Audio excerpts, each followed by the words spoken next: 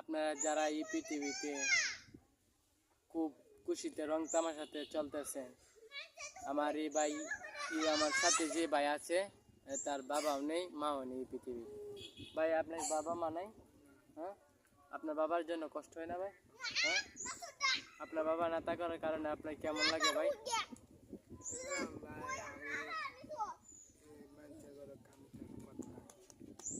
তোমার বাপ নাই যেন, তোমার বাপের লেগে অনেক কষ্ট লাগে না?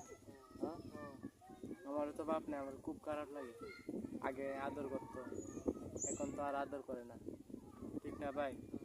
ভাই এখন আপনি কিভাবে জীবনযাপন করতেছেন?